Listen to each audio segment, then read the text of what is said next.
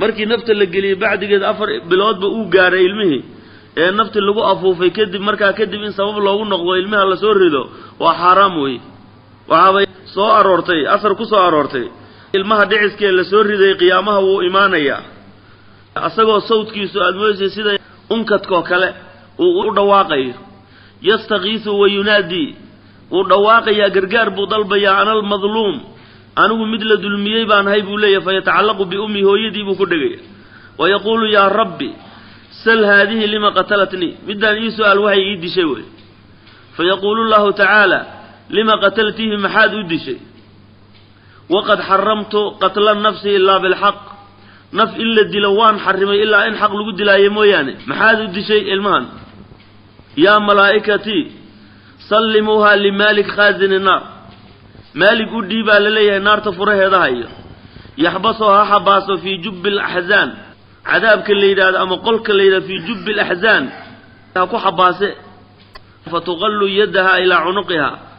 لما ذلك عمود بعدون تلو حرية ويوضع الطوق وسلسلة فيه مركز هرك انت اللي اسكو حرا سلسلة لقلنا وتصحب إلى النار نار تلو جيدية فيرميها مالك في جب الأحزان جب الأحزان بكتورية وعذاب كما لا أبو درن كمدا نار تكمدا وفيه جب الأحزان كأو حاكسوا نار عذاب باكسوا نيا كليل وصباع باكسوا أحلى وحي وحنور ورابيه وحني يودم بمشى كبوح وزنابير شني باجوكت شني يا وحيات أبيسوي يا وعقاربة تنهشنا المعذبين كوا مشى الوعذابي قنين يانو waxa la wixii xanuun badan oo dhan baa meesha ku dhex jiro markaas ay cadaabki dhexdiisii way ku cunayaan oo ku qaniinayaan waafta ba'dhum culimada qaar waxay iftoodeen bi annahu la yahillu lil mar'a naagta xalaal oo maaha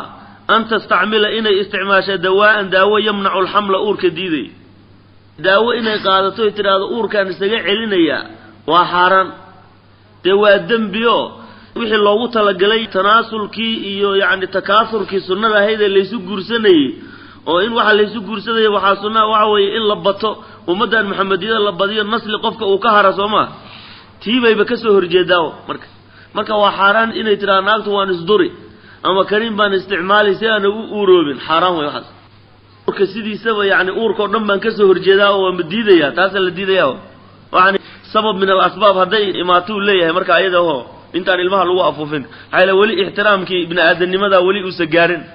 wuxuu markuu 4 bilood gaarin wali dilidii naf la gooyay buu na gaarin wali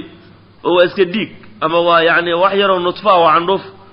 marka midaan laakiin waa waxa aslan ba yaani nasliga lagu joojinayo way watafaqa ulama ala anna nafqa ruuhi la yakunu illa ba'da 4 ashhurin wa 4 bilood ka hor inaan waxba naf lagu afuubin ilmaha naf la gelinay waa isku waafaqsan culimada 4 bilood kadib ma nafta la gelinaya